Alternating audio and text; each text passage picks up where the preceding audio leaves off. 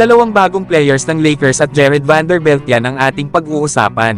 Final seconds. Bryant for the win. Bang! Good news ito sa Los Angeles Lakers dahil interesado na sila na kunin itong sila Lauri Markkanen at Wendell Carter Jr. Maaari nga daw na ipalibot ng Lakers ang kanilang trade package dito kay D'Angelo Russell para kay Lauri Markkanen. Alam naman natin na itong Utah Jazz ay possible na mag-full rebuild. Kaya naman inaasahan na itong Utah Jazz ay maghahanap na ng trade partner upang makakuha ng mga players at draft picks na magagamit nila sa kanilang future. Na kapag nakuha nga ng Lakers itong si Lauri Markkanen ay magkakaroon sila ng player na kayang umatake sa rim. Lalo at isa itong versatile player dahil sa kanyang size at shooting. Pero kung sakali naman na hindi makuha ng Lakers itong si Lauri Markkanen, ay andyan pa naman daw itong si Wendell Carter Jr.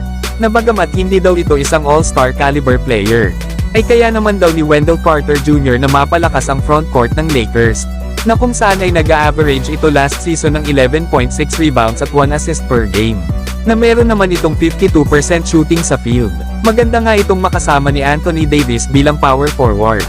Na panigurado na halimaw ang magiging tandem nila pagdating sa paint next season. Pero kayo mga idol, ano ang masasabi nyo dito? Samantalang dalawang players pa ang kinuha ng Lakers para sa kanilang Summer League roster. At ito nga ay sila Moses Brown at Trent Forrest. Si Brown nga mga idol ay isang 7'2" center na may edad na 25 years old. May 5 taon na nga itong naglalaro sa NBA at ngayon naman ay wala pang kupunan ng kumuha sa kanya para sa isang NBA contract. Kaya pagkakataon na ni Moses Brown na ma-impress ang mga scouts para mabigyan ito ng 2-way contract. Lalo at sa kanyang 22 games bilang starter sa Portland Trail Blazers last season, ay nag-average ito ng 3 points at 3 assists per game. Na meron naman itong 50% shooting sa field. Sa kabilang banda naman ay makukuha naman ng Lakers itong si Trent Forrest na isang 6'4" guard. Na 4 na seasons nga din itong naglaro sa NBA. Na last season nga sa mga kupunan ng Utah Jazz at Atlanta Hawks, ay nag-average ito ng 2 points 1 rebound at 2 assists per game. At may 20% shooting naman beyond the arc. Kaya naman inaasahan din na magpapakitang gilas itong si Trent Forrest para makakuha ng standard contract sa NBA. Samantalang malaki naman ang tiwala ni Coach JJ Redick dito kay Jared Vanderbilt. Lalo at malaki nga daw ang parte nito sa kung ano ang kanilang ginagawa.